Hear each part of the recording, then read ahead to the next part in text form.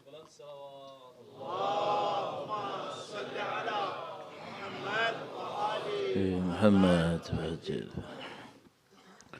واقعی امام کے حضور ادائے احترام کے لیے ایک بار پھر درود بھیجیں محمد و آل محمد صلی علی محمد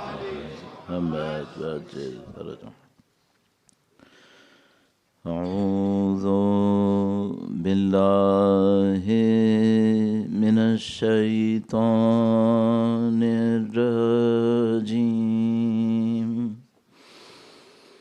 بسم اللہ الرحمن الرحیم الحمد للہ رب العالمین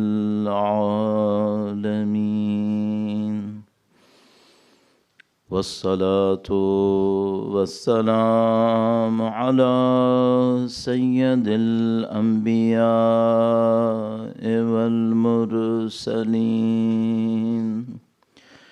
حبیب الہ العالمین ابی القاسم محمد صلی علی محمد وعلى آلہ الطیبین الطاہرین سیما بقیت اللہ فی الأراضین قال اللہ تعالی فی کتابہ الکریم بسم اللہ الرحمن الرحیم ام حسبت ان اصحاب الكهف والرقیم كانوا من آیاتنا عجبا. درود بھیجے گا محمد و آل محمد پر. صلی علی محمد و آل محمد وعجل فرجهم. خداوند متعال کا انتہائی شکر ہے، خداوند متعال کا انتہائی لطف و کرم ہے. پروردگار عالم نے بے پناہ نعمتیں نصیب فرمائی ہیں، ایسی نعمتیں نصیب کی ہیں جن میں سے بہت کم کو ہم پہچان پائیں، اور خدا کی بہت ساری نعمتیں ایسی ہیں جن کو ہم نہیں پہچان پائیں. نہیں معلوم خداوند متعال نے کتنی بلاؤں کو، کتنی سختیوں کو ہم سے دور کیا، ہم سمجھ بھی نہیں سکے. حق خداوند متعال کا اتنا بڑا کہ جس کو ہم پہچان بھی نہیں سکتے، لیکن وہ ہم سے صرف اس پہ راضی ہو رہا ہے کہ اگر تم زبان سے بھی کہہ دو الحمدللہ تو میں قبول کر لوں گا. اللہ اکبر. مولا کا فرمان ہے، فرمایا خدایا تو کتنا بزرگ ہے، گناہ میں نے عمل سے کیا لیکن تو میری زبان کی استغفار کو بھی قبول کر لیتا ہے. یا کریم. اللہ کی اس کرامت کو قبول کرتے ہوئے اللہ نے جو نبی کے ذریعے اس کرامت کو ہم پہ روانہ کیا، ارسال کیا، اسے قبول کرتے ہوئے امامت کی نعمت سے جو ہمیں نوازا، اس کا احترام کرنے کے لیے، ان کے ظہور کی تعجیل کے لیے، ان کی جد امجد کی شہادت کی تسلیت پیش کرنے کے لیے، اور انشاءاللہ اس امامت کی نورانیت سے خدا میرے اور آپ کے قلوب اور ہمارے مرحومین کی قبور کو منور فرمائے. درود بھیجیں محمد و آل محمد پر. محمد آل محمد وعجل فرجهم. ہم خدا سے صرف یہی عرض کر سکتے ہیں، خدایا ہمارے بس میں اس سے زیادہ نہیں ہے. جو تو نے ہمیں سکھایا ہے وہ ہمیں سکھایا کہ ہم اگر نبی کی ذات کا ذکر کرتے رہیں تو ہم پہ عذاب نہیں کرے گا. قرآن کریم میں ارشاد فرمایا کہ اگر تمہارے درمیان نبی کی ذات رہی خدا تم پہ عذاب نہیں کرے گا. یہ جو کچھ عادتیں ہماری قوم کے اندر ہیں الحمدللہ رب العالمین، بہت لطف ہے خداوند متعال کا. بہت ساری عادتیں ہماری قوم میں بہت اچھی ہیں. مثلاً ہمارے اجداد سے ہمارے پاس عادت ہے کہ جب خطبہ ہوتا ہے اور نبی کا نام آتا ہے تو لوگ ذرا سا گردن جھکاتے ہیں. ہمیں نہیں معلوم شاید یہ ایک گردن جھکانا خدا کی کتنی نعمتیں ہمارے پاس لاتا ہوں، ہمیں نہیں معلوم۔ الحمدللہ خدا متعال کی دی ہوئی نعمت سے ہمارے اجداد نے ہمیں اس اعضاء کا احترام سکھایا۔ بہت ساری چیزیں ہیں، بہت ساری چیزیں حلال اور حرام سے نہیں بچتی، احترام سے بچ جاتی ہیں۔ ہاں، اگر حلال حرام کی بات کرو تو اس کپڑے میں سے کتنا بدن پہ ہونا واجب ہے، باقی کیا ہے؟ باقی احترام ہے، شرم و حیا ہے۔ تو اگر آپ مجھ سے پوچھو حرام اور حلال، مولانا حرام ہے یا حلال ہے، تو وہ چھوٹی سی جگہ ہے، لیکن ہمیں معلوم ہے دنیا صرف حلال صرف حرام کرنے سے نہیں بچتی ہے۔ تو مثال کے طور پر آپ یہاں بیٹھے ہوئے ہیں، معذرت چاہتا ہوں تھوڑی سی مثال سخت دے رہا ہوں، مثلا سب یہاں بیٹھے بیٹھے کولڈ ڈرنک پیتے رہیں، حرام ہے؟ فقہ میں حرام ہے؟ نہیں۔ اگر پی رہا ہو کوئی تو میں بولوں یا نہ بولوں؟ اپنی ڈیوٹی سمجھتا ہوں بول پڑوں، بول دوں، کیوں؟ ایک کو چھوڑ دیا، مجھے نہیں پتا اگلی نسل میں کیا ہونے والا ہے، میں بول دیتا ہوں۔ میں ڈرتا ہوں کہ بھائی اگر میں یہاں پہ چھوڑ دیا، خدا نہ کرے آگے کیا ہونے والا ہے۔ ٹھیک ہے، بہت خیال کریں۔ یہ جس جگہ پہ آپ بیٹھے ہیں، جس طرح سے آپ بیٹھے ہیں، اس کے پیچھے سینکڑوں سال لوگوں نے خون دیا ہے، اپنا خون دیا ہے۔ اچھا میں کوئی مبالغہ کر رہا ہوں؟ نہیں، اعضاء کے پیچھے بہت خون بہا ہے، ابھی بھی بہہ رہا ہے، ابھی بہتا ہے۔ تو یہ ہم کو مفت میں نہیں ملا ہے، ہم نے شاید قیمت نہیں دی، کسی اور نے دی ہے، صحیح ہے؟ اس کا احسان ہماری گردن پہ رہے گا۔ ہاں، اور ظاہر سب سے زیادہ سید الشہداء نے دی، تو وہ سارا احسان ہماری گردنوں پہ رہے گا۔ تو آپ اس کی بہت خیال کرو، بہت زیادہ خیال کریں۔ یعنی مثلا اس کے جو آداب ہیں، آپ لوگ الحمدللہ بہت اچھے ہیں الحمدللہ اس معاملے میں، اور کئی معاملات میں، لیکن احتیاطاً میں صرف عرض کر رہا ہوں، چونکہ آج ویکینڈ ہے، آج لوگ زیادہ آتے ہیں، تو کچھ پوائنٹس ایسے پوائنٹس کہنے کی ضرورت ہے جو شاید کل کچھ لوگ پرسوں لوگ نہ آئیں اتنے، تو میں ابھی کہہ دیتا ہوں۔ تو ان میں ایک پوائنٹ میرا جو میں ہمیشہ جہاں بھی جاتا ہوں عرض کرتا ہوں، وہ یہی کہتا ہوں، اس کے آداب کا خیال رکھنا بہت ضروری ہے۔ تو مثال کے طور پر الحمدللہ ہماری نسلوں کے اندر کچھ آداب ہیں، یہاں پہ کھانا پینا نہیں ہوتا ہے، یہاں پہ کچھ اور چیزیں نہیں ہوتی ہیں۔ آپ اسکول کے کلاس روم میں بھی کچھ چیزوں کو مینیج کرتے ہیں، یہ تو اس سے بہت آگے کی بات ہے، ٹھیک ہے؟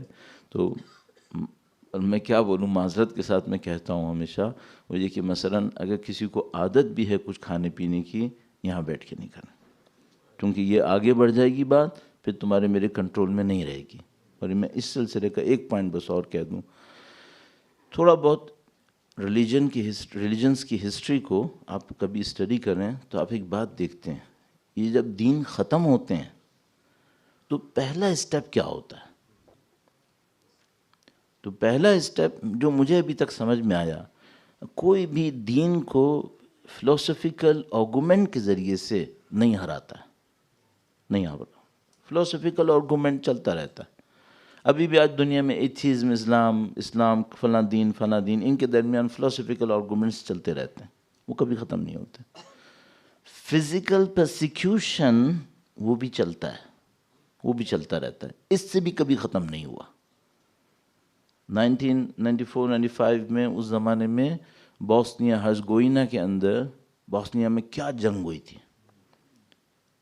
I think more than 400,000 Muslims اس موقع کے اوپر مارے گئے تھے، tens of thousands of women کے ساتھ غلط ہوا، صحیح ہے؟ کیا بوسنیا ختم ہو گیا؟ نہیں۔ مسلمان ختم ہو گئے؟ نہیں۔ وہ لوگ جو پاکستان میں اہل بیت کے ماننے والوں کے ساتھ ظلم کر رہے تھے ایک زمانے میں، ہر دوسرے دن ایک جنازہ، ہر تیسرے دن ایک شہادت ہوتی تھی، تو لوگ ہم سے پوچھتے تھے کیا ہوگا، ہم کہتے تھے کچھ بھی نہیں ہوگا، اس طرح ہم نہیں مرتے۔ روزانہ ایک بندہ ماریں گے 365 پر ایئر، روزانہ 10 بندے مار لیں گے 3650 پر ایئر، اس سے ہم ختم نہیں ہوتے۔ 100 بندے بھی روزانہ مارو گے نہیں ختم ہوں گے، ہم بہت ہیں، ہم نہیں ختم ہوتے۔ تو کہاں سے ختم ہوتا ہے؟ پھر ختم ہوتا ہے جب احترام ختم ہوتا ہے۔ میں آپ کو گارنٹی سے بتا رہا ہوں، یہ یو کے ہے، صحیح ہے، یہاں پہ ہر نکڑ پہ ایک چرچ ہے، ہر گلی پہ ایک چرچ ہے، صحیح ہے۔ یہ لوگ کون تھے؟ یہ کیا زمانے میں دیندار نہیں تھے؟ بہت دیندار تھے۔ اتنے چرچ کیوں بنے پھر؟ ان جگہوں پہ چرچ بنے جہاں پہ گھر بھی پکے نہیں تھے، اور چرچ کی بلڈنگ جا کے دیکھو، ہاں اتنا کچھ تھا، اتنا کچھ تھا۔ اب کیا پوزیشن ہے؟ سولڈ کی پٹیاں لگائے بیٹھے ہیں چرچوں کے اوپر۔ کہاں گئے دیندار؟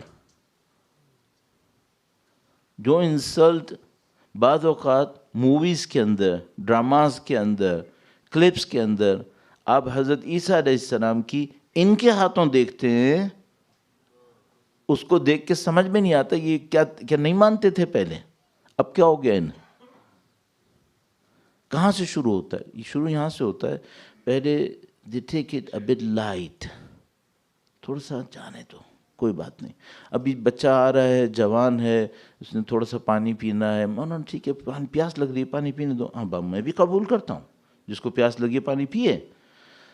مولانا ٹھیک ہے، اگر تھوڑا سا سپاری بھی کھا رہا ہے تو کھانے دو، وہ بچے نے تھوڑا سا چنگم ڈالی ہوئی ہے، کوئی بات نہیں، چلے گا، اتنا چلے گا۔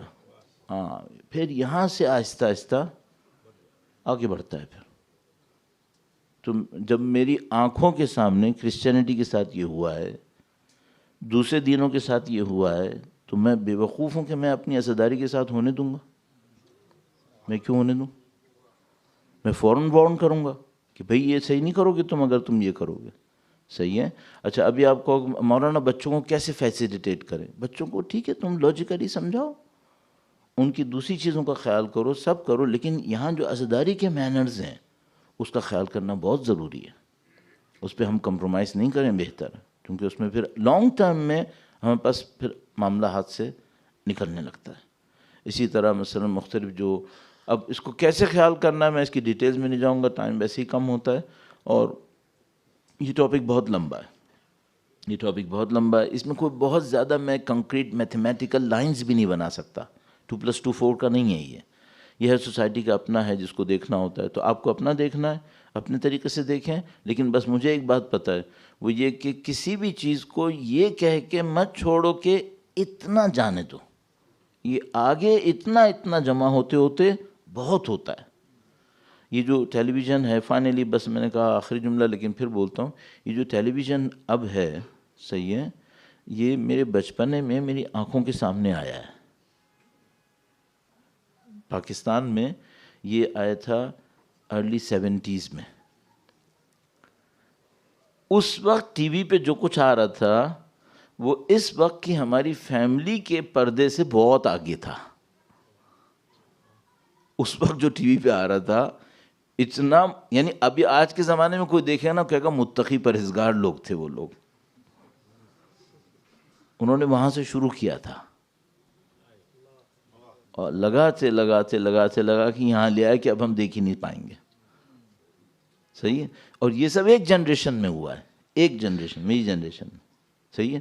تو کوئی مجھ جیسا الاؤ نہ کرے کہ یہاں پر کوئی چیز ٹریگر کرے جس نے 30 سال کے بعد جا کر کسی غلط جگہ پہنچانا ہے، یہیں پہ روکو کہ ٹھیک ہے اس کو اپنے طریقے سے رہنے دو، باقی وہ چیزیں جو شریعہ الاؤ کرتی ہے، ماحول الاؤ کرتا ہے، وہ آپ کرو، اس میں کوئی مسئلہ نہیں ہے، لیکن تقدس، احترام، اس میں کمی نہیں ہونی چاہیے، اس کو اپنی جگہ پہ ہونا چاہیے۔ درود بھیجیں محمد و آل محمد پر، صلی علی محمد آل محمد وعجل فرجہم۔ ہمارا ٹاپک تھوڑا سا سخت ٹاپک ہے، ویسے تو بہت لوگ اس کے اوپر بات کرتے ہیں، ظاہر ہے، وہ یہ ٹاپک ہمارا کیا ہے؟ ٹاپک ہمارا یہ ہے کہ کیا ہم اپنے آپ کو اسی وقت آج ہی اگر اپنے آپ سے پوچھیں تو کیا ہم میں وہ کوالٹی ہیں جو انصار امام میں ہونی چاہیے؟ آج رات بیٹھ جائیں اپنے آپ سے پوچھیں، میں وہی ہوں جس کا اللہ کے دین نے 1000 سال انتظار کیا، یا مجھ میں کوئی کمی ہے؟ ٹھیک ہے، اچھا اگر میں فیل کروں کہ نہیں امپروومنٹ کی بہت گنجائش ہے ابھی، یہ کب ہونی ہے؟ کیونکہ میں نے بتایا ٹائم تو گزرتا جائے گا، ماہ محرم پچھلے سال بھی آیا تھا، اس سے پچھلے سال بھی آیا تھا، ٹاپک بھی نیا نہیں ہے، یہ تو ہم سنتے رہتے ہیں، لیکن ڈیولپمنٹ ہونی کب ہے، اس کو ہم نے پوائنٹ آؤٹ کیا تھا. اور اس کے بعد پھر ہم نے عرض کیا کہ بھئی اس کو جاننے کی کئی راستے ہیں کہ وہ جو امام کی نصرت کرنے والے ہوں گے ان کی کوالٹیز کیا ہیں. 2-3 راستے میں آپ کی خدمت میں تیزی سے عرض کرتا ہوں، اور اس میں سے جو کچھ اب تک ہم نے کیا وہ بریفلی بہت عرض کر کے ہم پوائنٹس کو ایڈ کریں گے. درود بھیجے گا محمد و آل محمد پر. صلی علی محمد محمد وعجل فرج. ایک راستہ یہ ہے کہ ہم جا کر ان روایتوں کو دیکھیں جو ظہور امام کے وقت لوگوں کو بتا رہی ہیں کہ جو امام کی نصرت کریں گے وہ ایسے ہوں گے. ٹھیک ہے، اس میں سے نکالیں کہ جو امام کی نصرت کریں گے ان کی کوالٹیز کیا ہوں گی. اچھا، یہ بات پہلے ہو چکی ہے، اب دوبارہ نہیں دہراؤں گا کہ اگر کوئی یہ کہے نہیں مولانا مجھے، نعوذ باللہ تعالیٰ کوئی نہیں کہے گا، لیکن میں کہہ رہا ہوں اگر کوئی یہ کہ مولانا مجھے نصرت نہیں کرنی، مخالفت بھی نہیں کروں، یہ کافی ہے. نہیں، وہ زمانہ نیوٹرلزم کا نہیں ہے. پھر اس کو اپنے دماغ سے پہلے دن سے نکال دینا. کربلا جیسی جگہ جب بنتی ہے پھر دیر از نو نیوٹرلزم. یہ نیوٹرل نہیں ہوتا، پھر کچھ یا ادھر ہوتا ہے یا ادھر ہوتا ہے. اور یہ بھی میں عرض کرتا چلوں کہ جو گلوبل ڈیولپمنٹ اس وقت ہمارے پاس ہے، جو سسٹم رول کر رہا ہے اس وقت دنیا میں، یہ نیوٹرلزم کو الاؤ کرے گا بھی نہیں. ایک زمانہ میں یہ الاؤ کر رہا تھا، اب نہیں کرتا. اب یہ جب کسی چیز کو ڈالنے پہ آتا ہے یہ بیہیو کرتا ہے ڈکٹیٹرز کی طرح. صحیح ہے، مجھے بہت اپنی پوزیشن بچا کے چلنا ہے. ٹھیک ہے، کچھ ایسے آئیڈیاز جو ہمارے دین میں ایکسیپٹیبل تھے ہی نہیں، کسی بھی دین میں ایکسیپٹیبل نہیں تھے، اس وقت امپوز ہو رہے ہیں ڈکٹیٹرز کی طرح. اس میں کوئی ڈیموکریسی نہیں ہے. ہر چیز میں ڈیموکریسی چلتی ہے، اس میں ڈیموکریسی نہیں مانتے یہ لوگ. اس میں کوئی لبرلزم نہیں ہے، اس میں ڈکٹیٹرز ہیں یہ لوگ. نہیں کرو گے تو ایسے یہ ہوگا پھر. ہاں، اب وہ اتنا خطرناک ہے کہ میں بھی نہیں بول پا رہا ہوں، سب کو معلوم ہے. فوراً ایکسپیل ہو گئے، فوراً یہ ہو جائے گا، فوراً وہ ہو جائے گا. کہاں گئی ڈیموکریسی؟ کہاں گیا لبرلزم؟ کہاں گئی ریلیجس فریڈم؟ میں تو نہیں کہہ رہا کہ تم ایسے کرو، مجھے تو چھوڑ دو. نہیں، now there is no neutralism. ابھی تو ظہور نہیں ہوا ہے بھائی. تو یہ بھول جانا کہ کوئی یہ سوچے مولانا ظہور ہوگا اور میں نیوٹرل رہوں گا، یہ نہیں ہونے والا ہے.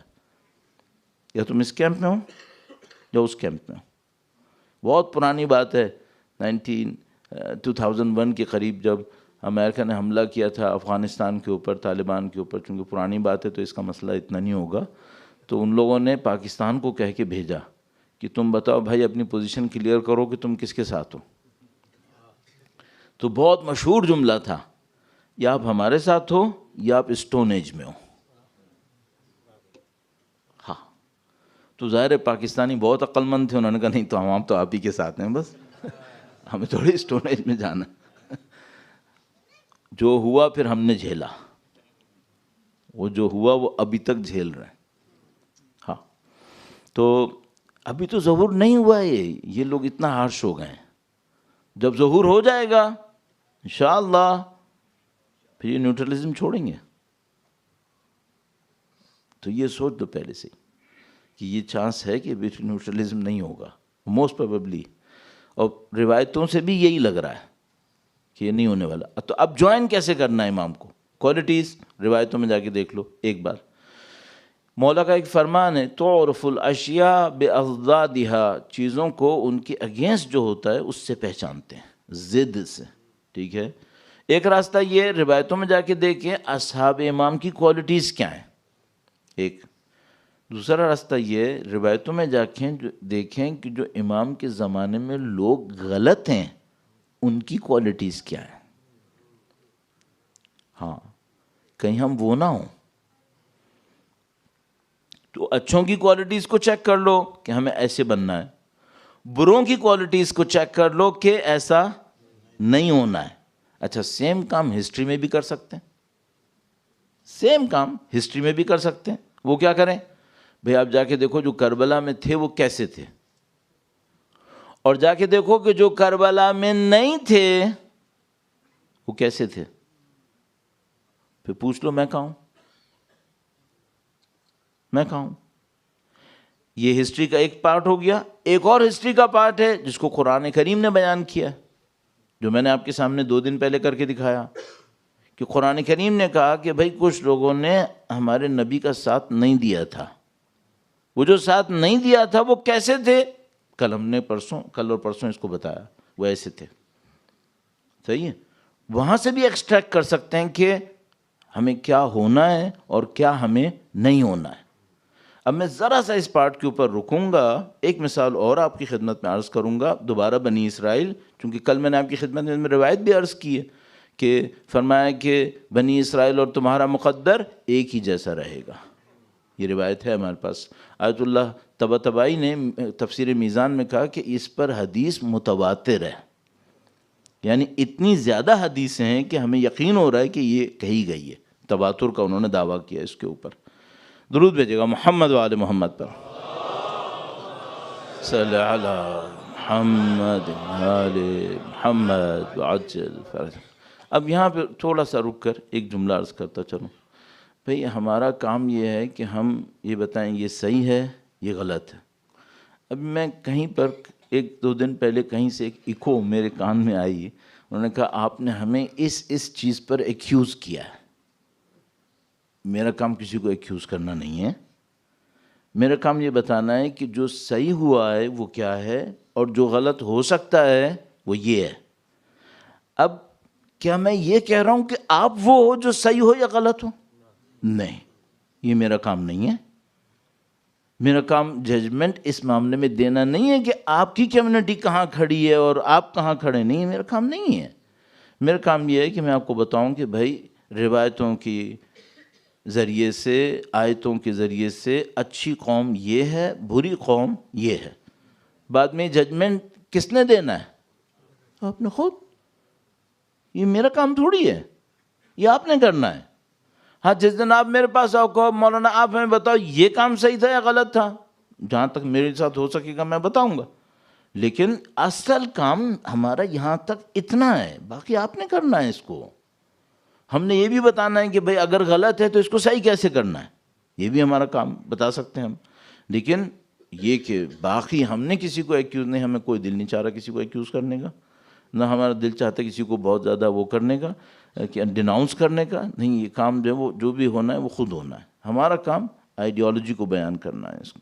تو اب مجھے قرآن کریم سے مثال دینی ہے, بنی اسرائیل سے ایک مثال دوں گا کہ یہ کام کیسے ہوتا ہے. اچھا اس کے ساتھ یہ بھی عرض کرتا چلوں, یہ جو قرآن کریم میں تاریخ کی مثالیں ہوتی ہیں, یہ جو بنی اسرائیل کا ایونٹ ہے یہ 3000 سال پرانا ہے, 3000 ایئرز بیک ایٹ لیسٹ. بعض کے مطابق 3200 اور 300, لیکن بہرحال ایٹ لیسٹ 3000 ایئرز پہلے یہ ہوا تھا. تو خدا نے کیوں لکھا ہے؟ کیا یہ بک آف ہسٹری ہے؟ نہیں بھائی, اگر بک آف ہسٹری ہوتی تو اس میں یہ بھی لکھا ہوتا لوکیشن کیا تھی, یہ بھی لکھا ہوتا ڈیٹ کیا تھی, پھر ایک ایونٹ کو 5 دفعہ لکھنے کی کیا ضرورت تھی؟ نہیں, بک آف ہسٹری نہیں ہے. یہ کیا ہے پھر؟ یہ نصیحت کی کتاب ہے, انذار ہے, لوگوں کو ڈرانا بتانا ہے. تو اس میں ہمارے لیے لیسن ہے یا نہیں ہے؟ نہیں ہوتا تو خدا بولتا بھی نہیں ہوتا تو ہمارا تعلق ہی نہیں تھا پھر. تو یہ تو ہمیں معلوم ہے کہ اللہ کے نبی نے فرمایا کہ تم اور بنی اسرائیل ایک ہی راستے کے اوپر ہو. تو بالکل نبی خدا نے آخری جو ڈاؤٹ بھی تھا وہ بھی ختم کر دیا. بس یہ ہسٹوریکل آئسولیٹڈ ایونٹس نہیں ہیں, یہ وہ اسٹوری ہے جو ریپیٹ ہو رہی ہے ہمیشہ, یہ ہر دفعہ ریپیٹ ہو رہی ہے. تو اس کے اوپر ایک اور حدیث بھی ہے جو میں عرض کروں گا. ابھی میں آتا ہوں اس مثال کے اندر.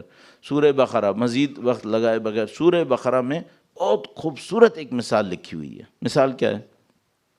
قوم بنی اسرائیل نے کہا کہ اپنے نبی سے کہ ہمارے لیے ایک رولر بنا کے دو. انہوں نے کہا بھائی ہم رولر تو بنائیں گے لیکن تمہیں ایکسیپٹ کرنا پڑے گا. پھر یہ نہیں کہنا کہ ہم جنگ پہ نہیں جا رہے, ہم جنگ پہ نہیں جا رہے. کہا نہیں ہم مان لیں گے, ہمارے تو گھر بھی لٹ گیا, ہمارے تو بھی بچے بھی ایسے ہو گئے, اب آپ رولر بناؤ, ہم اللہ کے دشمنوں سے لڑیں گے. ان کا ٹھیک ہے بھائی ہم رولر بنا دیتے ہیں. وہ رولر بن گیا. اب جو رولر بنا اب نیچے سے معاملہ خراب شروع. یہ جو داستان ہے یہ کیا داستان ہے؟ یہ داستان ہے اللہ کے بندوں کی اور نفس کے بندوں کی. جو اللہ کے بندے ہوتے ہیں وہ اللہ کے حکم کے بعد چک چک نہیں کرتے. جو نفس کے بندے ہوتے ہیں وہ اللہ کے ہر حکم کے اوپر چک چک کرتے ہیں, اپنی اپنی بات چلاتے ہیں. پہلے کہا رولر بناؤ, نبی نے کہا مت بنواؤ, تم یہ نہیں سنبھال پاؤ گے, یہ رسپانسبلٹی ہے. کہا نہیں ہم تو سنبھالیں گے. اس کا مطلب کیا ہے؟ فضیلت کے دعوے دار بھی ہیں, سپیریئرٹی کے کلیم بھی کر رہے ہیں, لیکن جب سپیریئرٹی جو مانگی تھی لینے کا ٹائم آیا, سپیریئرٹی کا کلیم ہے, رسپانسبلٹی کی طاقت نہیں ہے. کہا یہ نہیں مانتے. کیوں نہیں مانتے؟ کہا اس کے پاس پیسہ ہی نہیں ہے, اس کے پاس کچھ ہے ہی نہیں, اس کو کیوں مانے؟ کہا ماننا پڑے گا, اللہ کے بنایا ہوا ہے, چلو آگے بڑھے. وہ لے کے بڑھے فوج کو. تو انہوں نے, اب یہ بہت خوبصورت جگہ, یہاں پر ہر چیز اچھی ہے لیکن یہ بہت ہی خوب. انہوں نے کہا تم لوگ آگے جاؤ گے, آگے ایک نہر آئے گی, پانی آئے گا, ٹھیک ہے؟ جو میرے ساتھ ہے اس نہر سے پانی نہیں پینا ہے. صحیح ہے؟ اگر کسی نے پانی پیا میرے ساتھ نہیں ہے. اچھا اب ٹیسٹ کیا ہے؟ ٹیسٹ یہ کہ ظاہر پیاس تو لگ رہی ہوگی اور پانی بھی ہے. اب وہ کہہ رہے ہیں کہ اگر تم میرے ساتھ ہو تو تم نے پانی نہیں پینا ہے, کچھ بھی نہیں پینا ہے. کہ دیکھو اگر پینا ہی ہو نا, ایک چلو پی لینا, غرفہ, ایک چلو اتنا سا پی لینا, بس بس, اس سے زیادہ نہیں پینا. اچھا اگر پیا تو کیا ہوگا؟ کہ دیکھو اگر تم نے پیا نا تو تمہیں جو اسائنمنٹ ملا ہے تم اس اسائنمنٹ کو پورا نہیں کر سکو گے. بس اب تمہارے پاس دو چوائس ہیں. تمہارا کلیم تھا کہ تمہیں ایک فضیلت ملنی ہے, اس کلیم کے لیے خدا نے گراؤنڈ بنا دیا ہے, لیکن اس فضیلت تک پہنچنے کے لیے تمہیں ایک ٹیسٹ سے گزرنا ہے. ٹیسٹ کیا ہے؟ ٹیسٹ یہ ہے کہ پانی آئے گا, تم نے پانی نہیں پینا ہے. اگر پینا ایک چلو پینا, اس سے زیادہ نہیں پینا, ٹھیک ہے؟ کراس کر لینا. خدا متعال فرماتا ہے سب نے بیٹھ کر پورا پورا پی لیا. منع کیا تھا کہ دیکھو تمہیں ایک اسٹیٹس چاہیے, تمہیں اسٹیٹس کے لیے قربانی دینی پڑے گی, تم وہ قربانی دینا پہلی قربانی کیا ہے؟ ابھی دشمن سے لڑیں نہیں, کوئی ہتھیار چلا ابھی نہیں, کوئی ویپن کچھ نہیں, اتنا سا ایک ٹیسٹ تھا, پانی نہیں پیو. اچھا جو خدا یہاں پانی نہیں پلا رہا بعد میں پانی بالکل نہیں پلائے گا, پیاسا مارے گا کیا؟ نہیں, پلا دے گا بعد میں. کہ کھوپڑی میں آتی ہے یہ نہیں. بیٹھ کے پورا پورا پی لیا. جب پورا پورا پی لیا اب انہوں نے کہا کہ اب تم نے تو پی لیا سارا پانی, چلو اب لڑنے کے لیے. کہا اب ہم میں طاقت نہیں ہے. تو انہوں نے کہا پہلے ہی تم کو بولا تھا کہ تم نے پانی پی لیا تو پھر تمہارے اندر طاقت نہیں ہوگی. صحیح ہے. اب کیا ہوا؟ اس کے بعد یہ ہوا کہ جن لوگوں نے پانی نہیں پیا تھا, اب جنہوں نے پانی پیا تھا وہ تو بولو کٹ گئے, وہ تو ختم, فلٹر ہو گئے. جنہوں نے پانی نہیں پیا تھا وہ اپنے نبی کے پاس آئے. انہوں نے کہا کہ دیکھو یہ تو ختم ہو گئے, ہماری تعداد بہت کم ہے لیکن ہمیں خدا پہ بھروسہ ہے. ہاں, اب اس کا مطلب کیا ہے؟ جنہوں نے پانی نہیں پیا تھا خدا نے ان کو ایمان کا یقین دے دیا. ٹیسٹ میں کامیاب ہوئے تھے نا, اب کچھ تو ملنا تھا. کیا ملا ان کو؟ ان کو یقین مل گیا. جب انہیں یقین ملا انہوں نے کہا آپ ابھی بھی دشمن سے لڑنے کے اسائنمنٹ کو ختم مت کرو, ہم لڑیں گے. اب تم تو آدھے بھی نہیں ہو. کہا کوئی مسئلہ نہیں, ہمیں خدا پہ یقین ہے. کم من فئۃ قلیلۃ غلبت فئۃ کثیرۃ باذن اللہ. اللہ کے اذن سے بہت دفعہ ایسا ہوا ہے کہ چھوٹے چھوٹے لوگوں نے بڑے بڑے لشکروں کو ہرا لیا ہے. ہمیں خدا پہ یقین ہے. آپ چلیں.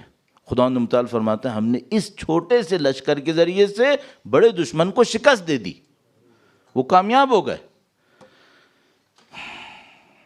اب آپ مجھ سے پوچھ سکتے ہو مولانا ہم تو نلکے سے پانی پیتے ہیں، منرل واٹر کا پانی پیتے ہیں، اس کا ہم سے کیا تعلق ہے؟ ہم تو کبھی ٹروپ لے کے نہیں چلے جس میں کمانڈر نے کہا ہو کہ پانی نہیں پینا. صحیح ہے؟ میں آپ کو بتا رہا ہوں کہ آپ ٹروپ میں ہو اور پانی بھی بہہ رہا ہے اور کچھ بہت کم پی رہے ہیں اور کچھ بہت زیادہ پی چکے ہیں. وہ کیا ہے؟ ہمارے پاس روایت ہے، فرمایا یہ جو پانی تھا یہ دنیا کی محبت تھی. تم سے کہا تھا دنیا تمہارے سامنے آئے گی اور اتنا آسان ایکسس میں ہوگی کہ تم اٹھا لو، پھر تم دنیا سے دل مت لگانا، کیونکہ اگر تم نے دنیا سے دل لگایا تم کسی قابل نہیں رہو گے. اور کچھ لوگ دنیا سے دل نہیں لگائیں گے، وہ تعداد میں کم رہ جائیں گے، وہ اپنی جاب اسائنمنٹ پھر بھی پورا کر لیں گے، اور جو دنیا میں غارق ہوں گے وہ کسی قابل نہیں رہیں گے اور وہ فلٹر کے اندر کٹ جائیں گے. طابق النال بالنال، اس کا اس کے اوپر یوں ہی چلتا رہے گا. تو یہ پانی کا ٹیسٹ چل رہا ہے، یہ رکا نہیں ہے. ہمارے پاس ایک اور روایت ہے، وہ بھی ایک عجیبی روایت ہے. کتاب ہے محجۃ البیضاء فیض کاشانی کی، احتمال قوی اس کے اندر ہے. میزان الحکمہ میں ریشہری، آیت اللہ ریشہری نے بھی اس کو لکھا ہے. انہوں نے کیا فرمایا؟ اللہ کے نبی سے فرمایا، جو مجھے یاد آتا ہے، لکل امت عجل. بنی اسرائیل نے ایک بچھڑے کی پوجا کی تھی، وہ جو سامری نے سونے سے بنا کے دیا تھا اس کو عجل لکھا ہے قرآن کریم نے. صحیح ہے؟ روایت نے کہا ہے ہر قوم کا، اللہ کے نبی فرمایا ہر قوم کا ایک بچھڑا ہوتا ہے. یہ جو بنی اسرائیل نے سامری کے بنائے ہوئے بت کے سامنے سر جھکایا تھا یہ آئسولیٹڈ ایونٹ ہے. اللہ کے نبی فرمانے نہیں، ہر قوم کا ایک عجل ہوتا ہے، ہر قوم میں ایک بچھڑا ہوتا ہے جس کے سامنے لوگ سر جھکاتے ہیں. اور فرمایا عجل امتی الدینار، میری امت کا جو عجل ہے وہ سکے ہیں، یہ سکوں کے سامنے سر جھکائیں گے. کل میں نے آپ کی خدمت میں عرض کیا تھا سونے کے پجاری ہیں. ہاں یہ روایت میں ہے، میں نہیں بول رہا ہوں، یہ روایت میں کہا ہے. بس وہ جو پانی تھا وہ کیا تھا؟ وہ پانی تھا دنیا کی محبت. اور وہ عجل ہے وہ کیا ہے؟ وہ سکے، دولت. یہ اس کے سامنے سر جھکاتے ہیں. یہ اللہ کے نبی نے کہا میری امت کا یہ معاملہ ہے. صحیح. اچھا اب کوئی مجھ سے کہہ سکتا ہے مولانا اس میں خرابی کیا ہے؟ بھئی اگر دنیا سے تھوڑا بہت اٹیچمنٹ ہے اس میں خرابی کیا ہے؟ ٹائم بہت کم ہے اور مجھے ایک بات یقیناً آج پوری کرنی ہے انشاءاللہ، تو میں اس کو اپنی جو کیس ہے اس کو تھوڑا سا سمیٹتا ہوں جلدی سے. درود بھیجے گا محمد و آل محمد پر. صلی علی محمد آل محمد وعجل فرجہم. ایک بہت بڑے عارف ہیں علامہ محمد حسین تہرانی نام کر کے، علامہ محمد حسین تہرانی. صحیح ہے؟ تہرانی کا مطلب ظاہر ہے وہ تہران میں رہتے تھے، بڑے درس دیتے تھے اور انہوں نے کئی کتابیں بھی لکھی علم عرفان کے اوپر. ان کی ایک کتاب کا نام تھا مطلع انوار، اس کو اگر عربی میں کہیں گے مطلع الانوار کہیں گے، یعنی روشنی انوار کا ایک جھلک، انوار کی ایک لہر. اس میں ایک واقعہ لکھا ہے، جن سے کوٹ کیا ان کا نام بھی لکھا ہے، ان کا نام پتہ نہیں کیا، نجاشی. انہوں نے یہ واقعہ ان کو سنایا. واقعے میں تھا کہ ایک بندہ تھا، وہ بہت عاشق تھا وقت کے امام کا، بہت امام سے بہت عشق کرنے کا اظہار کرتا تھا، روتا تھا امام کے لیے کہ امام تشریف کیوں نہیں لاتے. تو وہ بہت زیادہ گڑ گڑاتا تھا. اس کا کام کیا تھا؟ اس کا پروفیشن تھا یہ صابن بناتا تھا، سوپ، صابن بناتا تھا.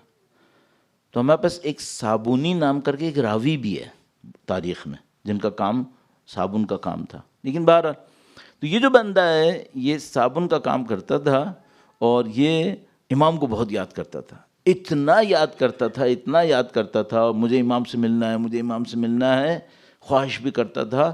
تو امام کے اطراف میں کچھ لوگ ہیں جو امام کے لیے کاموں کو انجام دیتے ہیں، ان کو ٹرم ایسی رکھی گئی ہے، ان کو کہتے ہیں ابدال۔ ابدال کیوں کہتے ہیں، کس وجہ سے کہتے ہیں، سب چھوڑ دو، ٹائم ویسے ہی کم۔ تو وہ ان ابدال میں سے ایک ان کے پاس آیا، صابن والے کے پاس، اور اس سے کہا کہ تم نے امام سے ملنا ہے تو چلو میرے ساتھ، بالکل اسپونٹینیس، چلو۔ ہاں، اس نے کہا چلو، تو وہ چل پڑے۔ تو وہ چلے، کہیں پہ چلتے رہے، پھر ایک جگہ پہ پانی آ گیا، دریا جیسے۔ تو ابدال نے کہا کہ چلو اس کے اوپر۔ اس نے کہا ٹھیک ہے۔ تو وہ اس کے پیچھے پیچھے پانی پہ چلنا شروع ہو گیا۔ تو اس نے پانی پہ چلتے رہے، تو اس نے دیکھا میں پانی پہ چل رہا ہوں، کوئی مسئلہ نہیں ہے۔ تو اس نے دیکھا کہ اوپر گھٹا آئی ہے، بارش آنے والی ہے۔ تو اس نے کہا بارش آنے والی ہے، پھر اس کو یاد آیا کہ میں نے صابن بنایا تھا، وہ میں چھت پہ چھوڑ کے آ جاؤں سوکھنے کے لیے، صحیح ہے۔ تو اس نے کہا کہ اگر بارش آ گئی تو میں نے جو صابن رکھا ہے وہ تو سارا پگھل گیا، وہ تو نالی میں بہہ جائے گا۔ جیسے اس نے سوچا وہ ڈوبنے لگا۔ تو وہ جو ابدال تھا اس نے پیچھے مڑ کے کہا کہ تم اپنا دماغ صحیح رکھو، امام پہ کنسنٹریٹ کرو۔ تو اس نے کہا غلط ہی ہوئے کہ اپنے آپ کو سیدھا کیا اس نے، نہیں میں امام سے ملنے جا رہا ہوں، امام سے ملنے جا رہا ہوں۔ تو ملنے جیسے ہی اس نے یہ کہا سیدھا رکھو اپنے دماغ کو، تو اس نے سیدھا کیا تو سیدھا ہو گیا، پھر چلتا ہوا چلا گیا، پھر زمین کے اوپر پہنچ گئے، پھر وہ امام کے کیمپ میں گئے۔ تو اس نے بتایا یہ کیمپ ہے امام کا۔ اس نے کہا ٹھیک ہے، اب کیا ہوگا؟ کہنے گا میں جاؤں گا، اس ابدال نے کہا میں جاؤں گا، پرمیشن لوں گا کہ میں تم کو لے آیا ہوں، پھر دیکھو امام کیا کہتے ہیں۔ تو گیا امام کے پاس، اندر سے آواز آئی ردوہ انہ رجل صابونی، اس کو پلٹا دو، یہ صابن کا مرد ہے،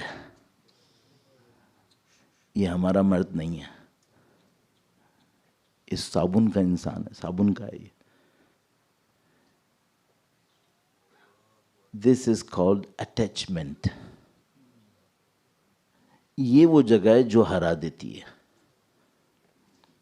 ابھی اگر میں اٹیچ ہوں نا اس جگہ سے تو یہ مجھے ہرائے گا۔ کوئی اٹیچ ہے پیسے سے، وہ اس کو ہرائے گا۔ کوئی اٹیچ ہے اولاد سے، وہاں سے ہارے گا، صحیح ہے۔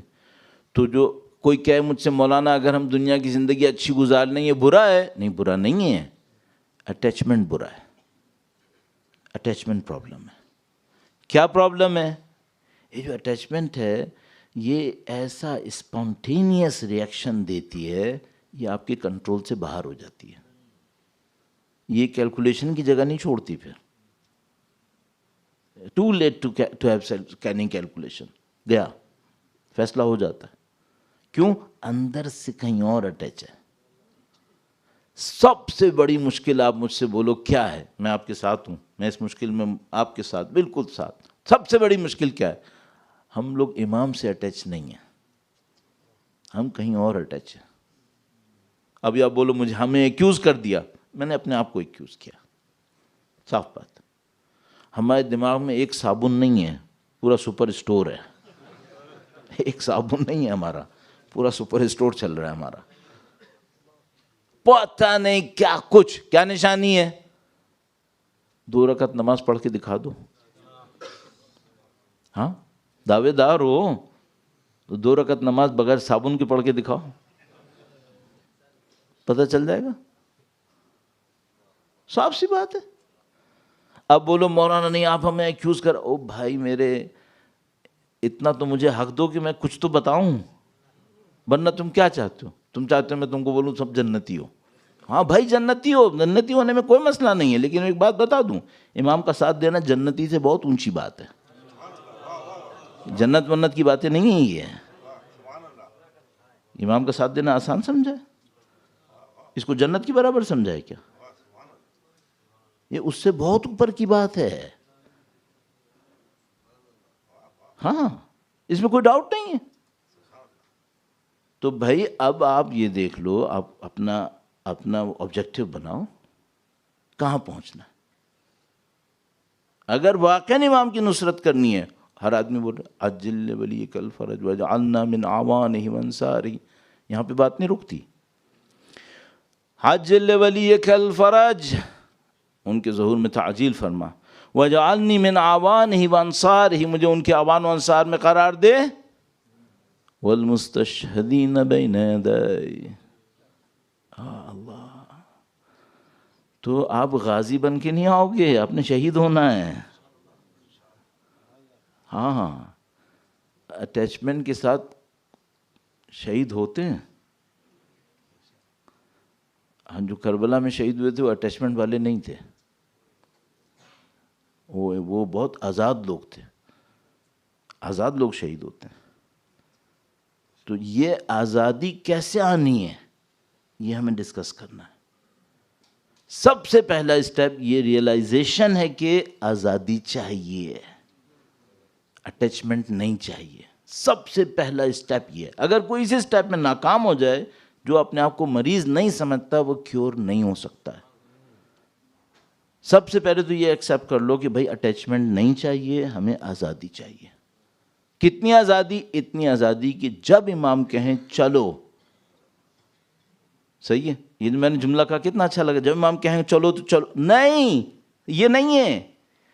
آپ دعا عہد میں کہتے ہو والسابقین لارادت، ان کے ارادے سے پہلے میں اپنی رضایت دکھاؤں. سابقین لارادت، ان کے ارادے سے پہلے میں اپنا کام کر دوں. کہ ابھی تو انہوں نے کہا بھی نہیں مجھے، میں سمجھ گیا کہ یہ کرنا ہے. تو عزیزان محترم، ٹاسک بڑا ٹاسک ہے، ٹاسک بہت بڑا ٹاسک ہے. اور آپ الحمدللہ، میں اور آپ گویا سمجھ دو کہ خدا یہ سمجھ رہا ہے کہ ہم اتنے اچھے ہیں کہ ہم یہ کریں گے. اگر وہ ہم سے یہ امید نہ رکھتا نا تو ہمیں دعائے عہد نہ دیتا، یہ کسی اور کو دے دیتا. اور بہت ساروں کو نہیں دی اور ہمیں دی. کیوں دی؟ دعائے ندبہ بہت ساروں کو نہیں دی، تمہیں دی. کیوں دی؟ اس کا مطلب ہے یہاں سے کچھ امید ہے.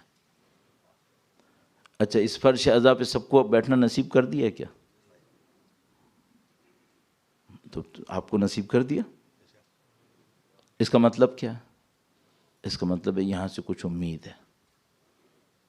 صحیح ہے، آپ اس امید کو پورا کرو. ہاں، آپ کو موقع مل گیا.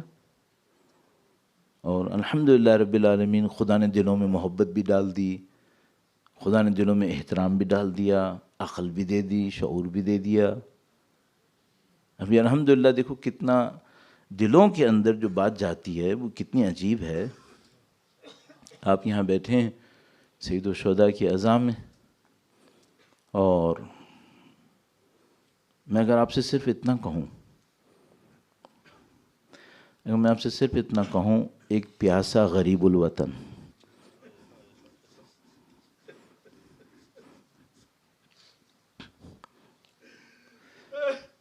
ابھی تو کچھ بھی نہیں ہوا، مصائب کا تو کچھ بھی نہیں کہا میں نے.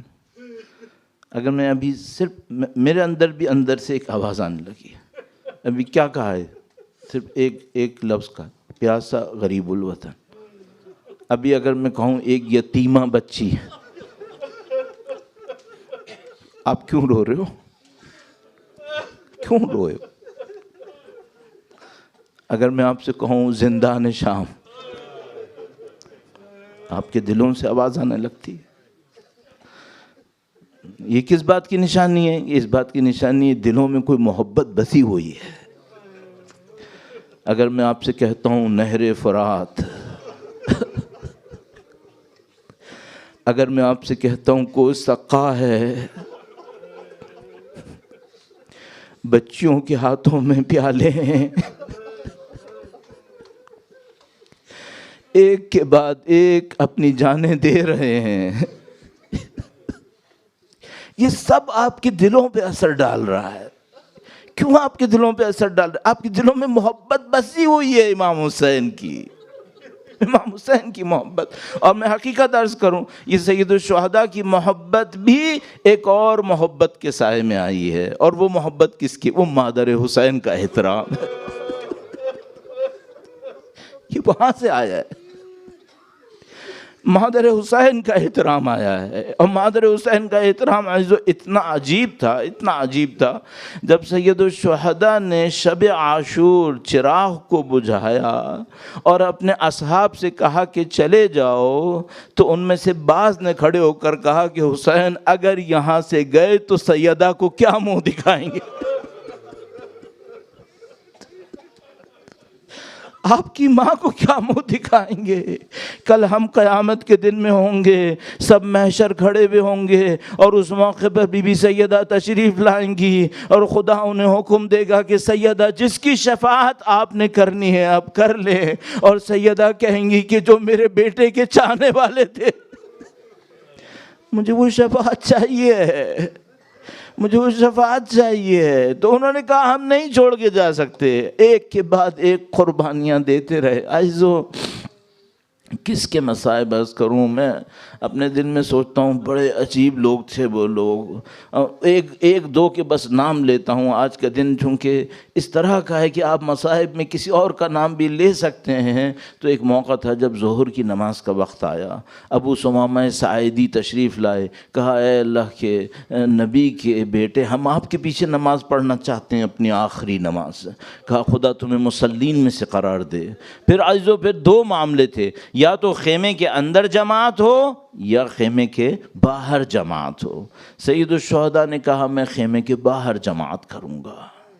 خیمے کے باہر جماعت کا مطلب ہے کہ دشمن تیر ماریں گے، اور سید الشہداء کو پتہ تھا کہ تیر چلیں گے، یہ اتنے کافر ہیں کہ یہ نماز کی اجازت نہیں دیں گے.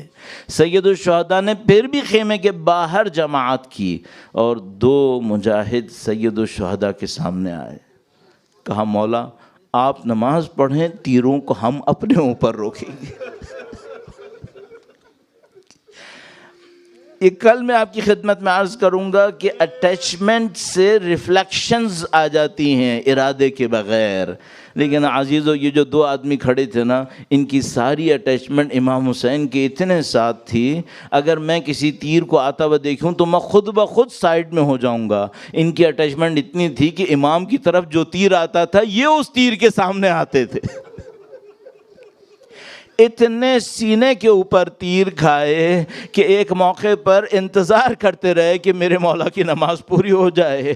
جب نماز پوری ہو گئی تو زمین پر گرے. سید الشہداء نزدیک آئے اور کہا کہ انہوں نے فوراً صرف ایک جملہ پوچھا. عزیزو دیکھو، اب میں نے بتایا تھا نا کہ یہ معاملہ جنت سے بہت آگے کی بات ہے. تو یہ جیسے ہی گرے، انہوں نے نہیں کہا مولا میں جنت میں گیا یا نہیں گیا، انہوں نے کہا مولا کیا میں نے اپنا کام کر لیا ہے؟ ان کی عظمت کو سلام واقعان. کہا مولا میں نے اپنا کام کر دیا کیا؟ ارے انہوں نے اپنا کام کر دیا. عزیزو ایک اور تذکرہ کر دوں، ایک دو منٹ کے اندر بس. عزیزو باقی تو سب کا تذکرہ ہوگا یقیناً انشاءاللہ آگے آنے والے دنوں میں. لیکن ہم سب لوگ انڈیپٹڈ ہیں ایک عظیم الشان ہستی کے، جس کا دنیا میں کوئی احترام نہیں کرتا تھا، اس کا کوئی احترام نہیں ہوتا تھا. اور ایک موقع کے اوپر جب سید الشہداء نے ان کو بلایا اور کہا کہ جان تم میدان چھوڑ کر چلے جاؤ، تو انہوں نے کہا کہ مولا آپ نے یہ کام کیوں کیا؟ کہا کہ ہم غلاموں کو سختی کے وقت کے لیے نہیں رکھتے، ہم غلاموں کو آسانی کے وقت کے لیے رکھتے ہیں. جب سختی کا وقت آتا ہے تو ہم غلاموں کو آزاد کر دیتے ہیں. ہم نے تمہیں آزاد کیا، تم یہاں سے میدان چھوڑ کر چلے جاؤ، اور کوئی بھی دشمن تم سے سوال کرے تو تم اس کو بتا دینا کہ میں تو غلام تھا، میں حسین کا غلام تھا، میں غلامی میں ساتھ آیا تھا، اور اب مجھے آزاد کر دیا تو میں واپس جا رہا ہوں. اب لوگ توقع کیا کر رہے ہوں گے دنیا میں کہ مثلاً وہ کہہ کہ چلو میری جان چھٹی اور میں گیا. لیکن یہ عزیزو یہ کچھ اور ہی ہے، یہ کچھ اور ہے. اس نے سید الشہداء کی طرف دیکھا، انہوں نے سید الشہداء کی طرف دیکھا اور کہا کہ مولا ایک عرض میری بھی ہے اگر آپ. امام نے فرمایا کیا کہنا چاہتے ہو؟ کہا مولا میں سالوں سے آپ کے گھرانے کی خدمت کر رہا ہوں، اور سالوں سے جب میں آپ کی خدمت کرتا تھا، آپ نبی کے نواسے ہو، میں نے ساری زندگی آپ کی خدمت کی، تو میں ہمیشہ ہی سوچتا تھا کہ میں تو کالا ہوں، میں تو سیاہ فام ہوں، میں اپنے مولا کے کیا کام آؤں گا، لیکن اگر خدا کبھی مجھے موقع دے گا تو میں حسین پر قربان ہو جاؤں گا۔ اگر خدا مجھے موقع دے دے، ارے حسین تو بہت بڑا نام ہے، ان کا تو خاندان بہت بڑا ہے، ان کے چاہنے والے اتنے ہیں، مجھے کہاں موقع ملے گا، لیکن اگر کبھی خدا نے موقع دیا میں اپنی جان قربان کروں گا۔ اے مولا، اب اتنا آ گیا ہوں، اب مجھے یہاں سے مت بھیجو، میری پوری زندگی کی دولت لگی ہوئی ہے، میری خواہش لگی ہوئی ہے یہاں پر، اے مولا میرا خون پست ہے، آپ کا خون اعلیٰ ہے، مجھے اسی خون کے ساتھ قربان ہو جانے دو۔ سید الشہداء نے عشق دیکھا، سید الشہداء نے حسن دیکھا اور کہا میں تم کو اجازت دیتا ہوں، جاؤ اپنے آپ کو قربان کر لو۔ عزیزو، یہ بندے خدا اپنی ذرا گرا دیتا ہے، لوہے کا خود گرا دیتا ہے، اپنے آپ کو دشمن کے سامنے لاتا ہے شمشیر ہاتھ میں لے کر، اور یہ فرماتے ہیں اب آؤ حسین کے غلاموں کی جنگ دیکھو۔ ہم جانے بچانے نہیں آئے ہیں، ہم جانے لٹانے آئے ہیں، ہم وہ ہیں جنہوں نے اس جان دینے کو خرید لیا ہے، ہم جان دینے آئے ہیں۔ عزیزو، ان کی شہادت واقع ہو گئی۔ اب آگے اگر یہ ختم ہو جاتا نا تو معاملہ یہیں پہ بہت چھوٹا رہ جاتا، لیکن اب بات اور آگے گئی ہے، اور آگے گئی معاملہ جنت کا معاملہ نہیں ہے، یہ معاملہ کچھ اور ہے۔ جب زمین پر گرے، اصحاب گئے کہنے لگے ہم جون کا لاشا لاتے ہیں۔ سید الشہداء نے کہا سب بیٹھ جاؤ، میں حسین خود جاؤں گا جون کا لاشا لانے کے لیے۔ کیا مطلب ہے کہ میرا غلام اسی طرح لاؤں گا جیسے علی اکبر کو لے کر آیا تھا۔ امام حسین خود آئے علی جون کے لاشے کے اوپر، جون کا چہرہ اٹھایا، اپنے زانوں کے اوپر رکھا، جون کے اندر تھوڑی سی جان باقی تھی، دیکھا میرا سر امام حسین کے زانوں پر ہے، تھوڑا سا مسکرائے، وہیں پر اس مقدس جگہ پر جان دے دی۔ امام حسین نے ہاتھ اٹھائے اور کہا خدایا، جون نے ہمارے لیے جان دی ہے، تو اس کے جسم کو نورانی کر دے خدا، تو اس کے جسم میں خوشبو ڈال دے۔ بنی اسد کہتے ہیں ہم جب جنازوں کو دفنانے آئے، ایک جنازے میں سے اتنی خوشبو آ رہی تھی جو سب سے زیادہ تھی، ہم نے پوچھا مولا یہ کس کا لاشا ہے؟ کہا یہ میرے جون کا لاشا ہے، میرے بابا نے دعا دی ہے اس کو۔ الا لعنت اللہ علی القوم الظالمین۔ عزیزو، اگر میں دعا مانگوں خدایا جب تو جون کو یہ مقام دے سکتا ہے، خدایا ہمیں حسین کے، امام حسین کے چاہنے والے ہیں، ہمیں اس راستے پر چلنے کی سعادت نصیب فرما۔ ماتم حسین۔